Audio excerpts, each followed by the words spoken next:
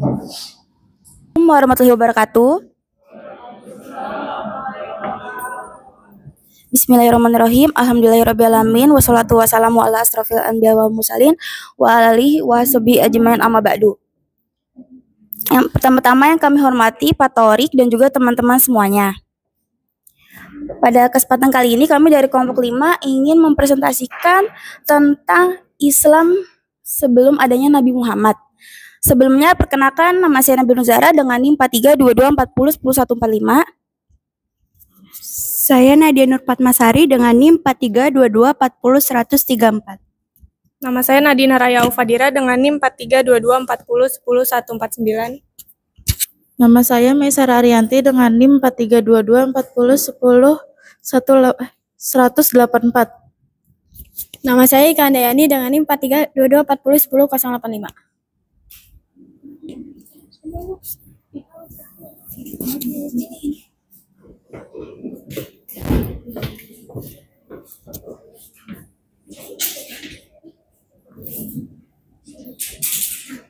Di sini ada beberapa sumber yang kita ambil.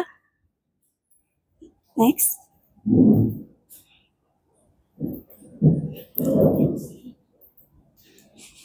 Lalu yang pertama kami akan membahas definisi. Salah satu kisah Islam sebelum adanya Nabi Muhammad. Ashabul Kahfi adalah sekelompok pemuda beriman yang berlindung di gua dan dikisahkan dalam Al-Quran. Kata Ashabul Kahfi terdiri dari dua kata yaitu ashab berarti penghuni dan al-kahfi memiliki arti gua. Ashabul Kahfi yang artinya penghuni gua. Kisah Ashabul Kahfi terdapat dalam surat Al-Kahfi. Next.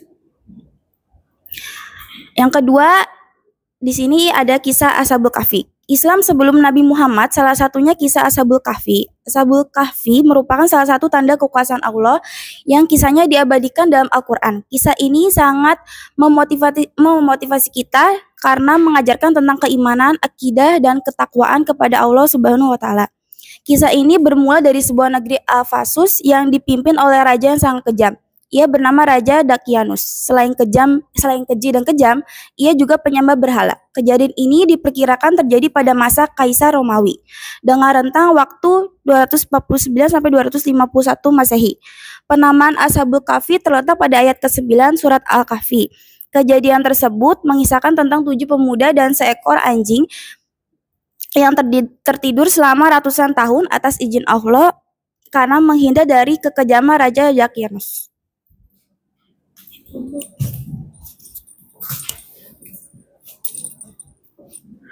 7 pemuda yang hidup di negeri Ephasus, negeri yang mayoritas masyarakatnya adalah penyembah berhala dan sangat patuh kepada rajanya.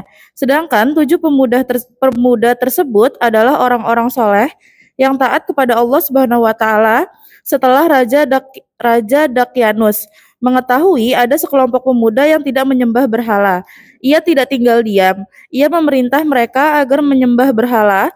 Akan tetapi pemuda-pemuda tersebut menolak dan hal itu membuat raja sangat marah. Sang raja kemudian memerintahkan orang untuk menangkap dan membunuh kelompok pemuda tersebut. Namun para pemuda tersebut lolos dari kejaran itu karena bersembunyi di sebuah gua. Seperti yang tercantum dalam surat Al-Kahfi ayat 10 yang berbunyi Iza awal fityatu ilal kahfi faqalu rabbana atina min ladunka rahmatan wa hayyi lana min amrina rasyada.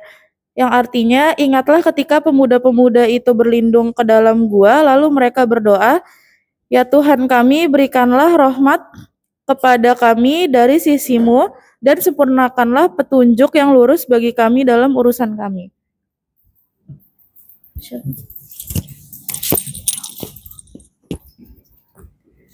Pemuda-pemuda itu memohon pertolongan dan meminta petunjuk kepada Allah. Kemudian Allah membuat mereka semua tertidur dan tidak mendengar apa-apa selama bertahun-tahun.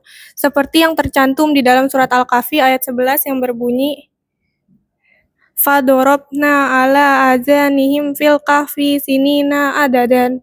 Yang artinya, maka kami tutup telinga mereka di dalam gua selama beberapa tahun. Allah memberikan petunjuk kepada mereka karena mereka adalah pemuda-pemuda yang beriman kepada Tuhannya. Mereka itu adalah kaum-kaum yang tidak menjadikan Tuhan-Tuhan lain untuk disembah. Setelah keadaan sudah sangat membaik, Allah Subhanahu wa Ta'ala membangunkan mereka kembali. Kemudian di antara mereka saling bertanya.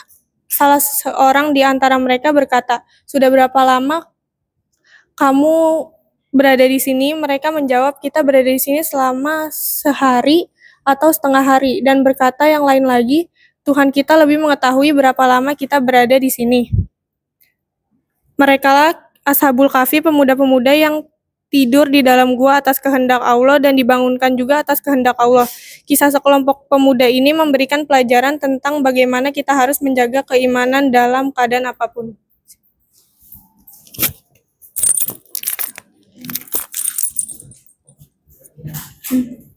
Selanjutnya ada pelajaran yang bisa dipetik dari kisah Ashabul Kahfi. Dari kisah Ashabul Kahfi ini mengajarkan kita untuk menyerahkan segala urusan kepada Allah.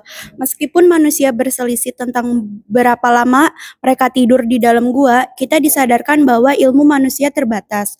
Allah lah yang memiliki segala ilmu dan yang memberikannya kepada manusia. Pada akhirnya, Allah memberitahukan durasi tidur mereka yang sebenarnya, yaitu 300 tahun ditambah 9 tahun.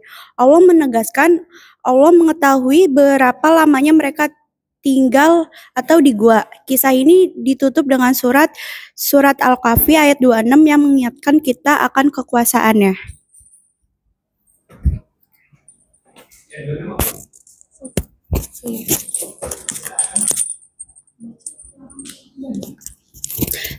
Surat Al-Kahfi ayat 26 yang berbunyi, Qulillahu a'lamu bima labisul lahu ghaibus samawati wal ardi absir bihi wa asmi ma lahum min dunihi min waliyin wa la yusriku fi hukmihi ahada.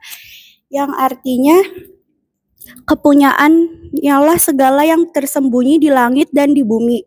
Alangkah terang penglihatannya dan alangkah tajam pendengarannya. Tidak ada seorang pelindung pun bagi mereka selain daripadanya, dan dia tidak mengambil seorang pun menjadi sekutunya dalam menetapkan keputusan.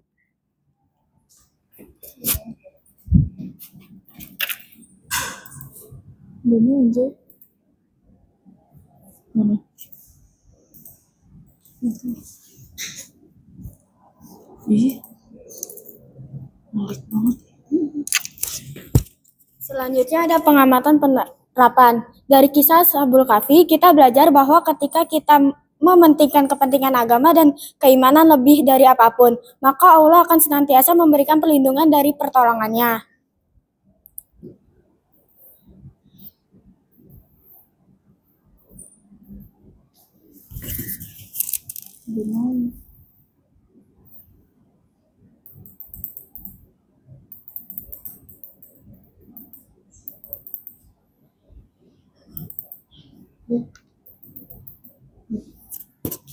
Selanjutnya ada kesimpulan. Dalam kesimpulan, kisah Ashabul Kahfi memberikan banyak pelajaran dan inspirasi bagi umat Islam dalam menghadapi tantangan hidup. Kisah ini juga mengajarkan kita untuk selalu berpegang teguh pada keimanan kita, serta mengandalkan kekuasaan dan rencana Allah dalam setiap aspek kehidupan kita. Membaca kisah Al-Quran harus ditujukan untuk mengambil ibrah utama dan hikmah. Pelajaran dan pesan utama kisah mampu memberikan inspirasi dalam menjalani hidup dan menghadapi berbagai persoalan di dalamnya.